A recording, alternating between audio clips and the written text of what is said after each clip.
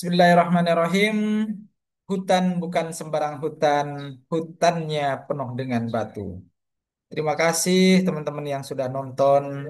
Saya ucapkan Assalamualaikum warahmatullahi wabarakatuh.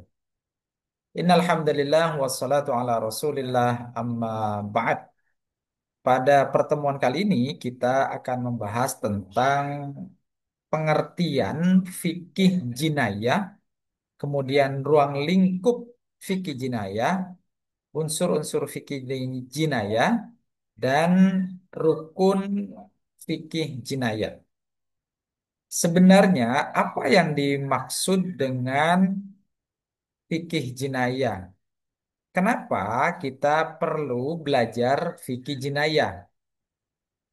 Apakah perlu orang Indonesia, khususnya orang Islam yang ada di Indonesia, mempelajari tentang fikih jinayah? Teman-teman sekalian, fikih sendiri, fikih jinayah itu adalah eh, kumpulan dari dua kata, yaitu antara fikih dan jinayah. Jadi pertama itu fikih, yang kedua adalah jinayah. Fikih itu teman-teman dipahami bahwasannya al-fiqhu huwa al-fahmu, al-fahmu bisyai'.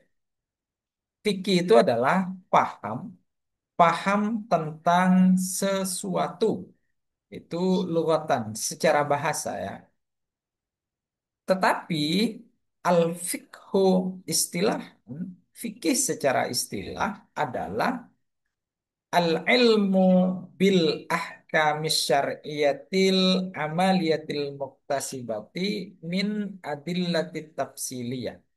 Sedangkan fikih secara istilah itu adalah ilmu yang membahas tentang amaliyah-amaliyah yang bersifat praktis, ya, yang dihasilkan dari dalil-dalil terperinci. Itu fikih secara istilah, ya. Kemudian fikih jika digabung dengan jinayah, apa sebenarnya yang disebut dengan jinayah itu? Jinayah itu teman-teman sekalian berasal dari kata jana yajni jinayatan, yang berarti melakukan dosa, melakukan kesalahan, ya, atau melakukan kejahatan. Itu jinayah, ya. Jika digabung, maka fikih jinayah itu adalah cabang ilmu fikih atau cabang dari fikih muamalah, karena secara umum ruang lingkup fikih itu secara umum itu ubudiyah dan muamalah, ya. Nanti bagian daripada fikih muamalah yang ruang lingkup muamalah itu diantaranya adalah fikih jinayah. Di mana di situ nanti ada fikih mawaris, ya, fikih zakat, fikih B, dan yang lainnya. Tapi pembahasan kita hari ini fokus kepada fikih jinayah. Jadi fikih jinayah gabungan dari dua bahasa, yaitu fikih dan jinayah. Fikih tadi itu adalah paham, ya, mengerti, tahu. Sedangkan jinayah itu adalah berarti melakukan dosa, melakukan kesalahan, ataupun melakukan kejahatan, ya. Sehingga fikih jinayah itu adalah cabang ilmu fikih yang membahas hukum-hukum syariat Islam terkait tindak pidana atau jarimah, ya, baik mengenai bentuk perbuatan, ketentuan sanksinya atau ukubah, maupun tata cara penegakannya. Dengan kata lain, fikih jinayah adalah hukum pidana Islam. Ya, hukum pidana Islam itu fikih jinayah. Menurut ulama, misalnya Abdul Qadir Audah ini, ya, Beliau ini tulisannya konsen di Fikih Jinayah, Al-Fiqhul Jinahi ya. Beliau mendefinisikan apa yang disebut dengan fikih jinayah adalah sekumpulan hukum-hukum syarok atau hukum-hukum syariat yang berkaitan dengan perbuatan manusia yang dilarang oleh syariat Islam, yang pelanggarnya dikenai sanksi berupa hudud, kisos, diyat, atau takzir. Nah, itu eh, menurut pandangan Abdul Qadir Audah. Jadi Abdul Qadir Audah mengatakan fikih jinayah adalah sekumpulan hukum-hukum syariat yang berkaitan dengan perbuatan manusia yang dilarang oleh syarak, yang pelanggarnya dikenai sanksi berupa hudud, ya, kisos, diat, ataupun takzir. Nah, itu teman-teman yang dimaksud dengan fikih jinayah. Ya, tujuan fikih jinayah itu apa tujuannya? Kenapa ada fikih jinayah? Kenapa ada fikih perundangan dalam hukum Islam? Ya, tujuan utamanya adalah untuk menjaga 5 pokok dasar agama atau dikenal dengan daruriyatul khams. Ya, 5 kebutuhan primer, kebutuhan pokok. Kenapa fikih jinayah itu harus dipraktikkan? Kenapa di dalam Islam ada fikih jinayah? Perundang-undangan di dalam Islam atau mengatur tentang hukum pidana di dalam Islam atau menetapkan aturan begitu juga dengan sanksinya bagi para pelakunya. Kenapa harus ada itu? Tujuannya adalah untuk menjaga 5 pokok dasar ajaran agama. Yang pertama adalah hibduddin, menjaga agama atau melihara agama. Kemudian ada hibdun nafas, untuk menjaga jiwa, ya, atau melihara jiwa. Kemudian hibdul akal, menjaga akal. Kemudian ada hibdun nasal, yang keempat ya, menjaga keturunan. Dan hibdul mal, menjaga harta. Kalau di dalam pemahamannya Imam Ibnu Ashur itu ditambah, tidak hanya doruriyatul khamas, tidak hanya berfokus kepada 5 kebutuhan pokok tadi, tapi ditambah satu oleh Ibnu Ashur, yaitu hibdul ad, menjaga kehormatan. Tetapi bagi ulama lain, hibdul ad itu bisa masuk kepada hibdun nafas ya, menjaga eh, jiwa, menjaga apa, jiwa dan raga kita lah itu ya. Dengan adanya fikih jinayah ini, teman-teman sekalian, tentu diharapkan agar tercipta ketertiban, keamanan, dan keadilan di masyarakat yang sesuai dengan prinsip-prinsip Islam, ya. Karena menjaga agama, menjaga jiwa, keturunan, akal, harta itu adalah bagian daripada kewajiban kita sebagai seorang personal muslim, ya, secara individual, tetapi di sisi lain juga nanti ketika sebagai penegak hukum maka kita juga menjadi eh, alat untuk menjaga ketenangan dan kenyamanan di lingkungan sosial seperti itu. Sehingga sifatnya penjagaan tadi itu bisa bersifat preventif, pencegahan, kemudian represif, pembalasan, sekaligus sifatnya edukatif untuk mendidik masyarakat. Ya. Teman-teman sekalian, kemudian ruang lingkup dari fikih jinayah itu meliputi apa saja? Yang pertama adalah meliputi hukum kisos.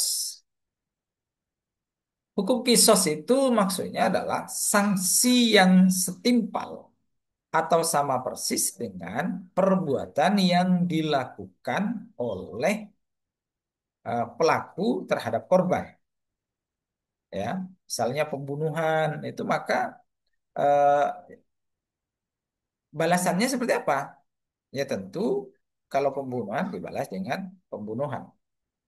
Maka di dalam ayat Al-Qur'an itu dikatakan wa katabna alaihim fiha anna nafsa bin nafsi wal aina bil aini wal anfa bil anfi wal udhuna bil udhuni was sinna bis sinni wal juruha qisas faman tasaddaqa bihi fahuwa kaffaratul lah wa man lam yahkum bima anzalallah faulaika humuz zalimun.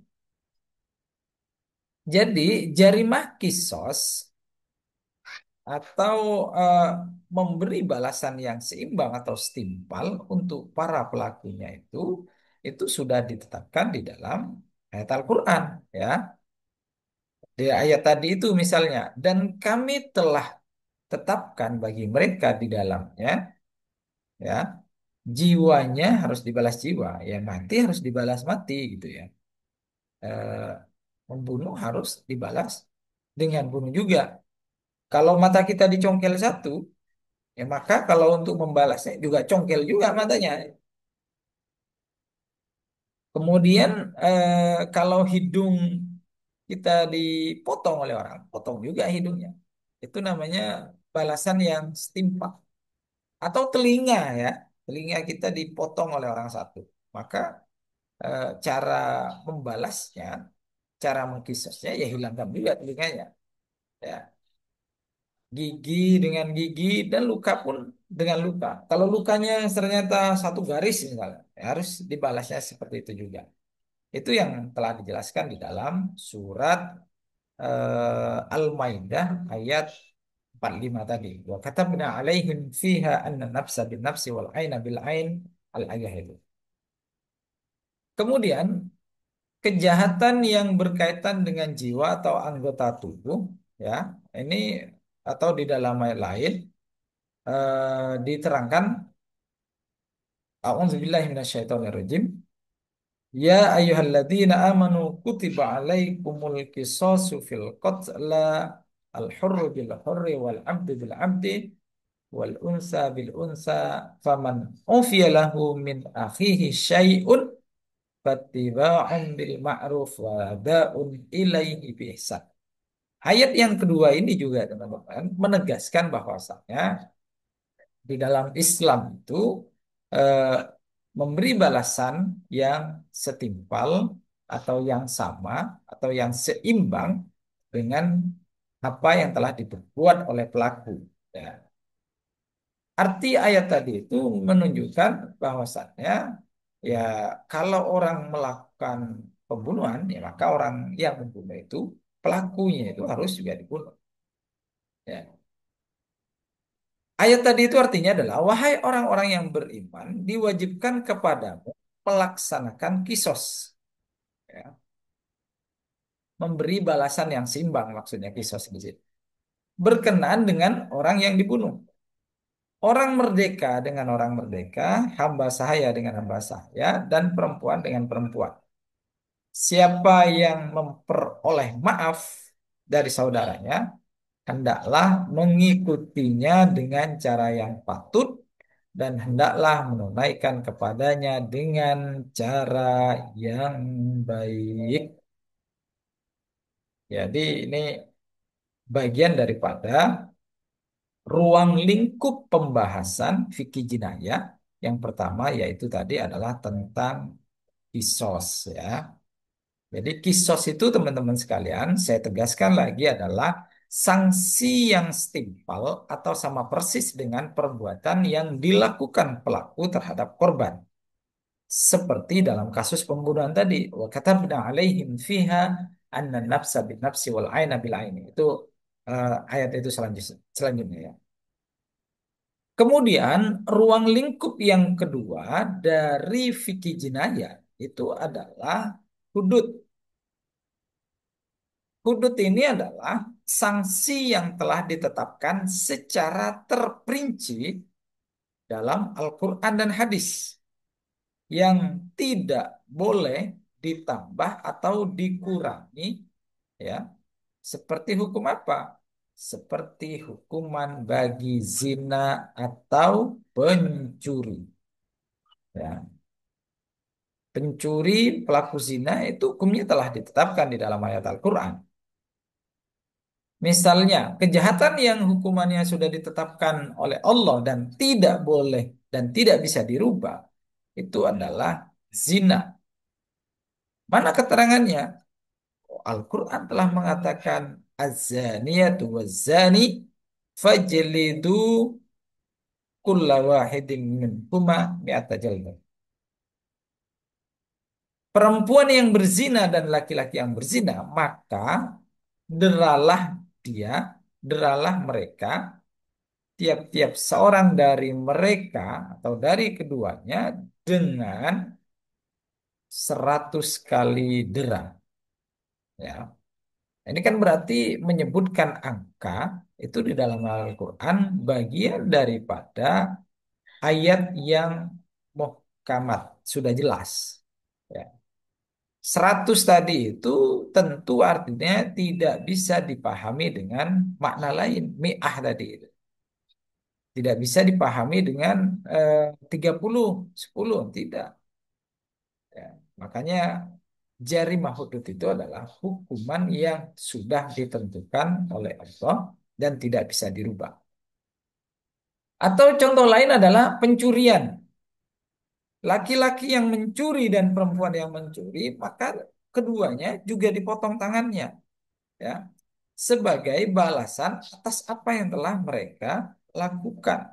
As-sariku was-sarikatu faqta'u aydiyahuma jaza'an bima kasaba nakalam minallah wallahu azizun hakim. Orang yang mencuri, orang laki-laki mencuri, perempuan mencuri, maka sebagai bentuk balasannya, sebagai bentuk hukumannya adalah juga dipotong apa? Dipotong tangannya. Fakto aydiyahuma. Maka dipotong kedua tangan. Kalau dia mencuri lagi nanti, tambah lagi sebelah mana yang dipotong nanti. Ya. Kalau pertamanya yang kanan, maka nanti sebelah kiri. Ini keunikannya bahasa Arab teman-teman sekalian ketika kita berbicara tentang yadun misalnya. Apakah fakto aidiyahuma maka potong kedua tangannya laki-laki dan perempuan tadi. Mana tangan itu? Apakah ini sampai sini situ atau sampai sini? Di beberapa negara itu tidak sama. Saya pernah baca kalau di Irak itu tangan itu ya sampai sini, jadi dipotong sini. Kalau di negara yang lain itu sampai di sini, Saudi misalnya. Kalau teman-teman pernah ke Saudi, mohon maaf sekali. Kalau pernah melihat banyak orang yang tangannya dipotong, ya, minta-minta biasanya dia itu ketika kita sedang berhaji atau umroh itu salah satu pencuri yang sudah dikisos, ya. Maka mereka minta-minta, tapi tidak ada tangannya.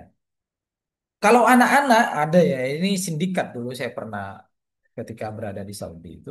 Anak-anak kecil, dia belum balik, tapi banyak potong tangannya sudah dipotong. Itu bukan kena kisos itu, tetapi itu sindikat oleh oknum atau penjahat di situ dipotong tangannya, kemudian untuk disuruh minta-minta. Dan itu banyak ya, itu sindikat ya. Nauzubillah ya. Di negara kita itu tidak ada. Tapi itu bukan kalau kita lihat bukan orang Saudi yang seperti itu, bukan Arab Saudinya. Biasanya orang-orang dari Afrika yang dibuat seperti itu. Kita kembali kepada jarimah hudud atau ruang lingkup yang nomor dua dari fikih jinayah, yaitu hudud, ya, hukuman yang sudah pasti yang sudah ditentukan di dalam Al-Quran. Selain tadi zina, kemudian mencuri, apakah ada lagi? Masih ada lagi teman-teman sekalian. Apa itu contohnya? Harobah, ya, perampokan, kemudian pembajakan atau otorik misalnya sekarang, begal itu ya. Itu Al-Quran sudah menegaskan bahwasannya A'udzubillahi minasyaitonirrajim, Innama jazaa'ul ladzina yuharibuna Allah wa rasulahu wa yas'auna fil ardi fasadan ay yuqattilu aw yusallabu aw tuqatta'a aydihim wa arjuluhum min khilafin aw yunfauna minal ard. Ya. Sesungguhnya pembalasan terhadap orang-orang yang memerangi Allah dan Rasulnya dan membuat kerusakan di muka bumi ini, maka mereka itu eh, dibunuh ya, mereka dibunuh misalnya, ya, kemudian disalib atau dipotong tangannya dan kaki mereka, kemudian secara bersilang ya disalib itu, atau dibuang dari negeri tempat kediamannya. Ya, ini menunjukkan bahwasannya Islam itu benar-benar ingin menciptakan kedamaian. Sebagaimana Islam itu turun adalah rahmatan lil alamin. Ya.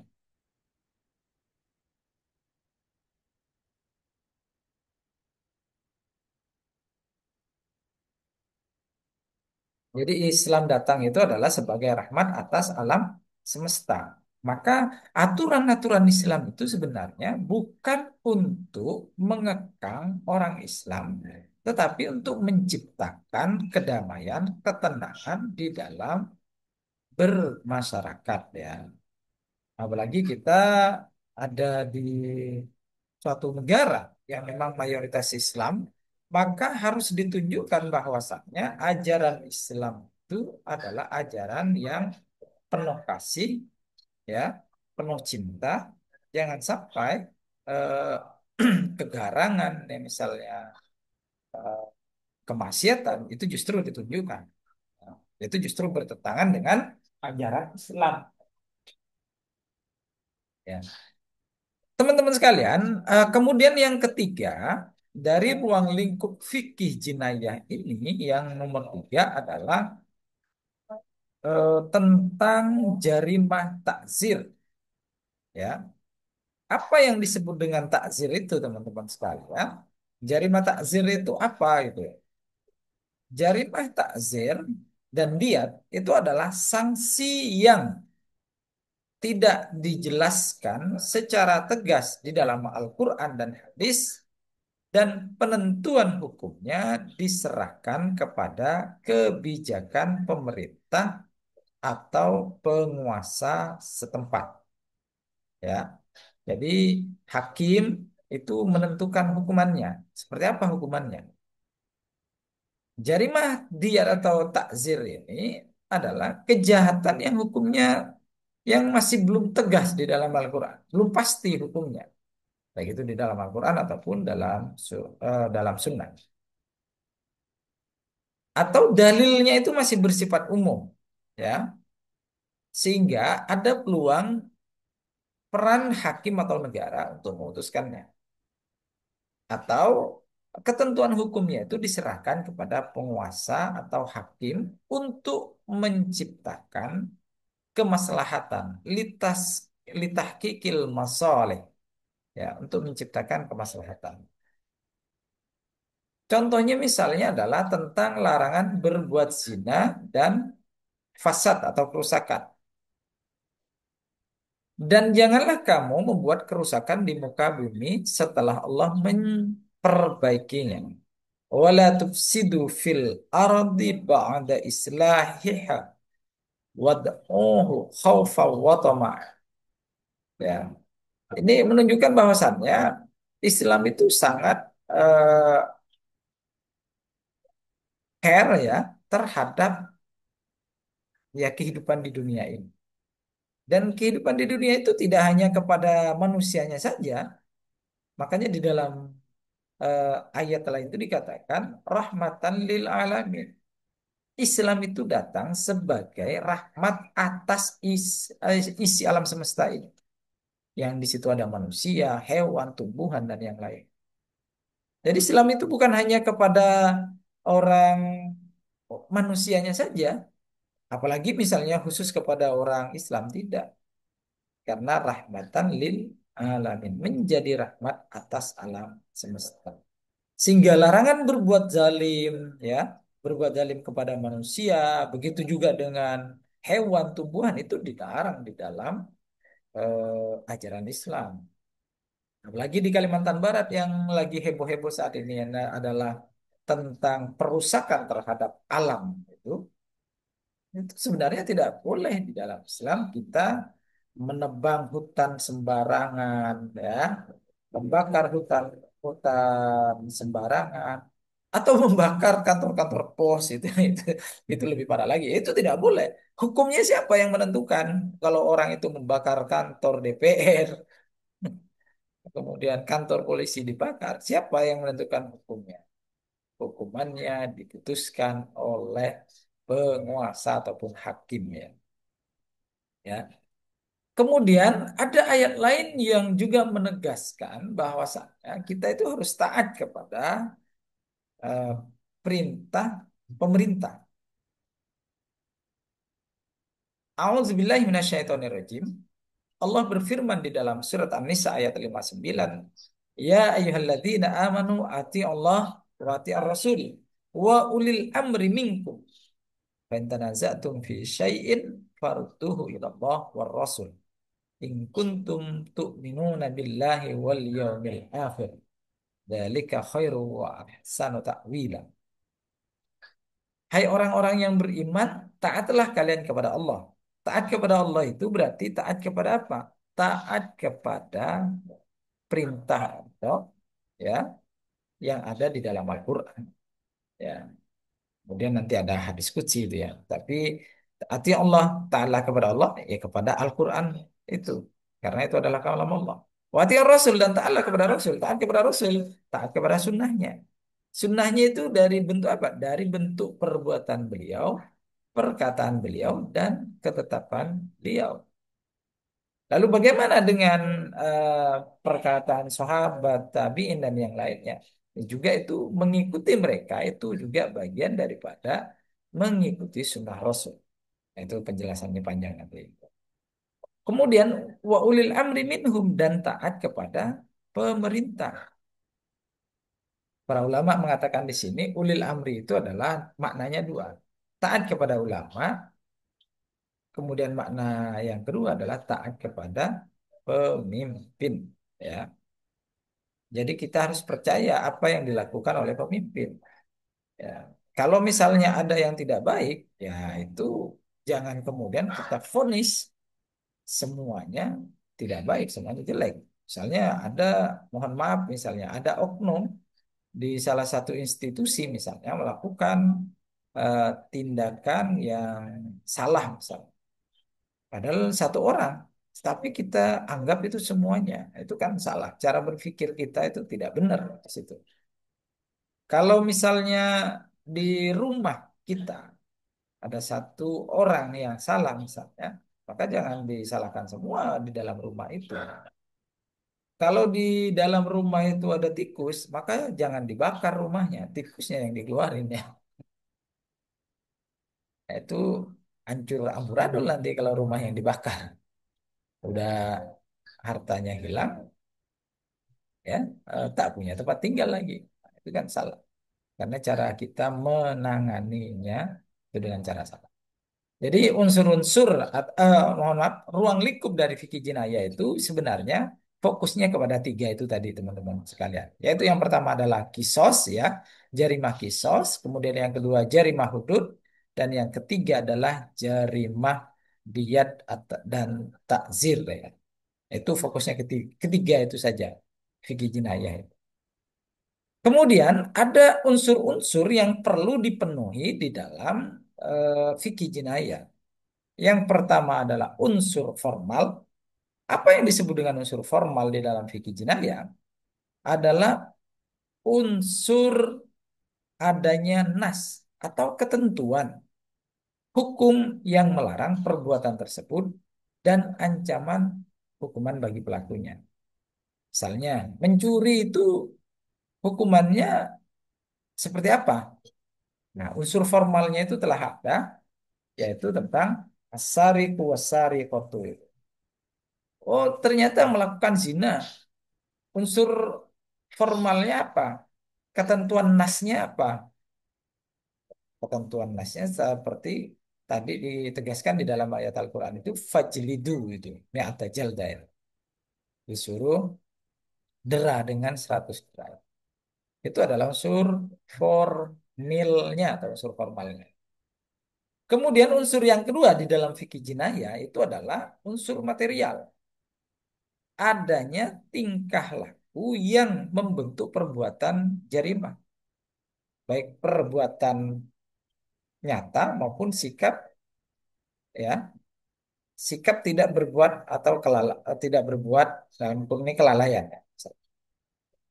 Unsur material itu misalnya kita melihat ada seseorang yang benar-benar terbukti dia melakukan pembunuhan atau melakukan pencurian atau melakukan korupsi, ya. Nah, korupsi ini ya, lagi heboh ini, ya.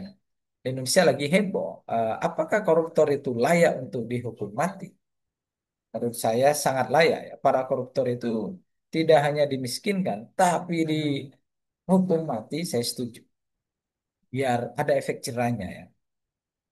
Kenapa? Karena ketika uang kita itu dikorupsi sampai triliunan, itu sebenarnya dengan uang korupsi yang telah dikorupsi oleh mereka itu tanpa sadar ada bom waktu yang siap-siap membunuh orang-orang tidak mampu secara perlahan. Bukan cuma satu orang. Saat ini misalnya dikorupsi saat ini 1 triliun misalnya.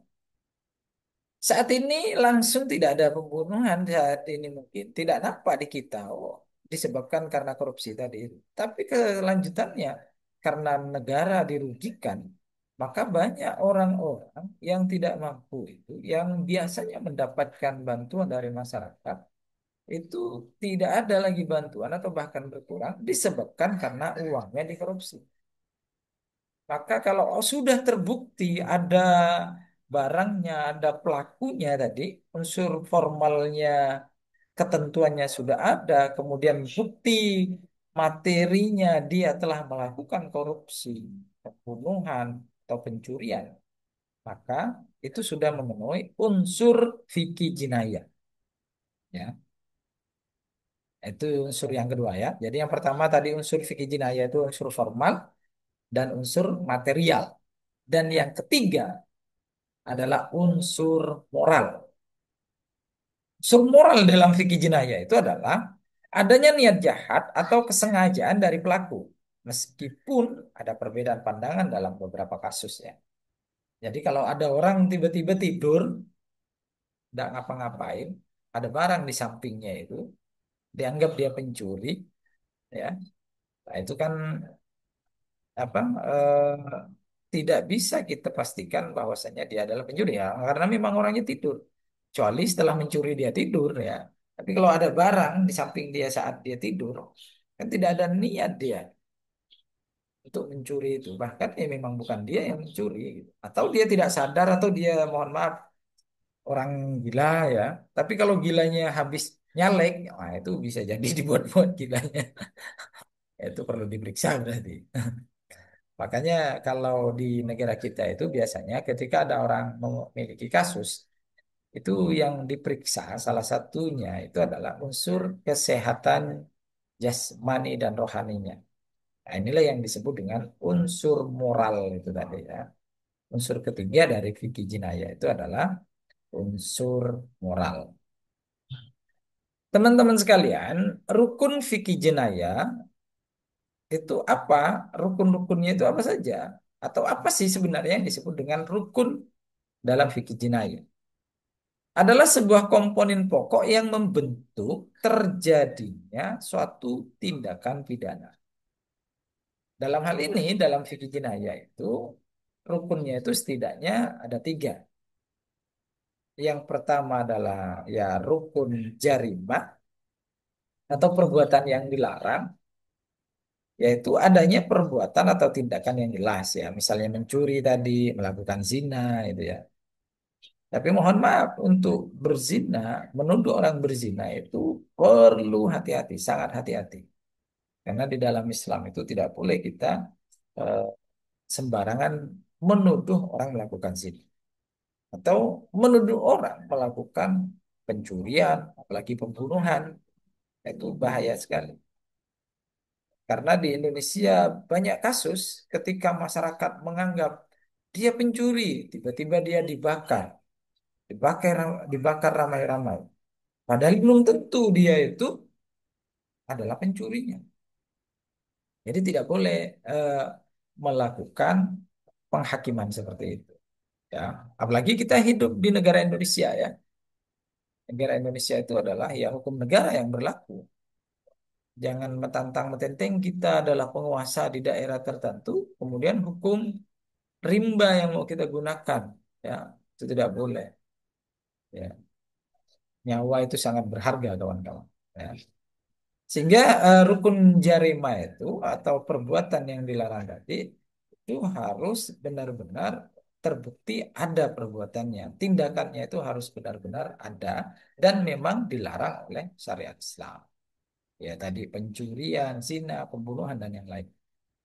Kemudian rukun yang kedua adalah rukun fi'li atau rukun rukun fa'il atau al-fa'il al-jarimah. Adanya pelaku yang dapat diminta pertanggungjawaban. Tapi harus ada syaratnya. Balik, berakal, dan sadar. Makanya saya katakan tadi, kalau orang gila, ya tidak bisa dia dianggap sebagai pelaku. Makanya di kita itu, di negara kita biasanya kalau ada pembunuhan, ada kasus, pelakunya itu langsung dibawa ke eh, dokter ahli untuk menentukan apakah dia sedang stres ya, gila atau yang lainnya. Jadi yang rukun fikih jinayah yang pertama adalah rukun jarimah. Ya, rukun jarima itu berarti perbuatan yang dilarang. Rukun pelaku itu adalah pelaku jarimahnya. Syaratnya itu adalah balik, berakal, dan sadar. Kemudian rukun yang ketiga adalah rukun objeknya atau mahal al-jarimah. Adanya objek atau sasaran dan tindakan pidana. Contohnya misalnya harta yang dicuri kalau dia memang pencuri. Atau jiwa yang dibunuh itu benar-benar ada. Kehormatan yang dicemarkan itu ada. Ya, apalagi saat ini eh, melalui media sosial misalnya, ya head speech gitu, ya, kemudian tuduhan-tuduhan, tapi dia melakukan media sosial dan di situ ada buktinya, screenshot atau yang lainnya, itu bisa dijadikan alat bukti untuk eh, menarik orang, ya masuk penjara kalau di Indonesia ya. Makanya harus kita jaga-jaga.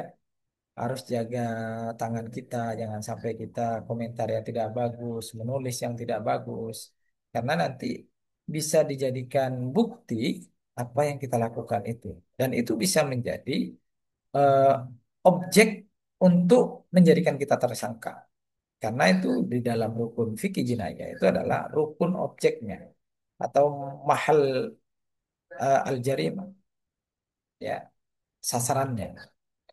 Kemudian teman-teman sekalian, eh, perannya itu fikih jinayah itu sebenarnya apa sebenarnya atau rukun dalam mengimplementasikan hukum fikih jinayah itu seperti apa? Secara umum, rukun atau syarat sahnya suatu perbuatan bisa dianggap jarima, bisa dianggap tindak pidana, bisa dianggap sebagai kejahatan dan dapat dijatuhi hukuman dalam fikih jinayah melibatkan beberapa aspeknya. Yang tadi ini sebenarnya dengan bahasa yang berbeda tadi itu, ya.